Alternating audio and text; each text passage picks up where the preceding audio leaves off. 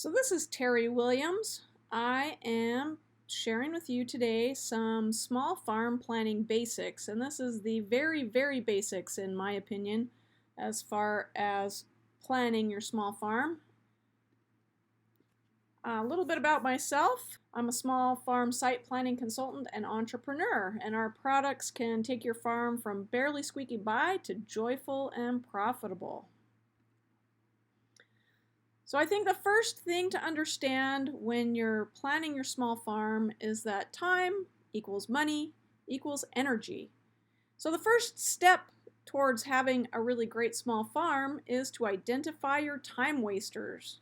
Things that are going to make an impact on how much time it takes to do things.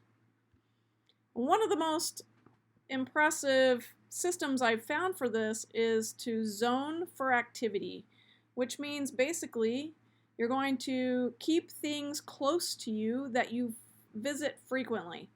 So in this diagram, zone 1, you have things that you frequently have to visit. So that might be the garden every day, or that might be your small livestock or chickens or sheep or something. In zone 2, you can put these a little farther away from your main home base.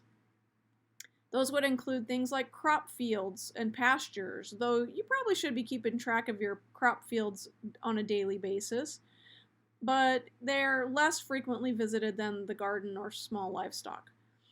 And then in zone 3, even farther away from your home base, you're going to have things that you seldom visit, maybe once a month, maybe once or twice a year.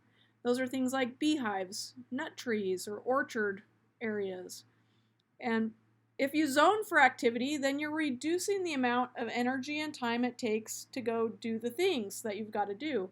If you have to walk 5 miles to go do something, that's an exaggeration. But if you have to walk 5 miles to do something every day, you're wasting a lot of your time and energy in the travel. But if you keep those things that you need to visit frequently close to you, then you will have much more energy. The concept number 2 is you want to identify your money wasters.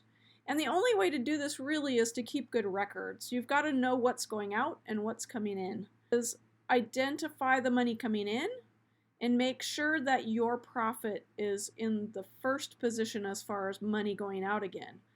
And that way you're always sort of keeping an eye out to keep your expenses down, and you're paying the things that need paid. So you want to put something else aside for taxes, for example, right at the beginning when the money comes in. And then you're not caught later with no money to pay those essential expenses with. So you want to evaluate all your expenses and make sure that they're contributing as much as possible directly to the value of your product. If there's something else, like if they're a fancy computer program that you don't really need to produce your product, then that's something that is more of an expense that could be optional. So you also want to identify energy wasters for yourself as a person, okay? And this is very individual. So your energy wasters are not going to be somebody else's energy wasters, but these are going to be things that just don't work for you. Things that keep you up at night, things that you worry about, or equipment that doesn't earn its keep.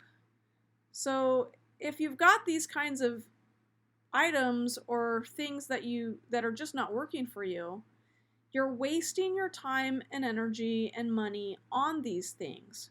So you want to work out some solutions for that and prioritize those energy wasting activities as far as solutions to them.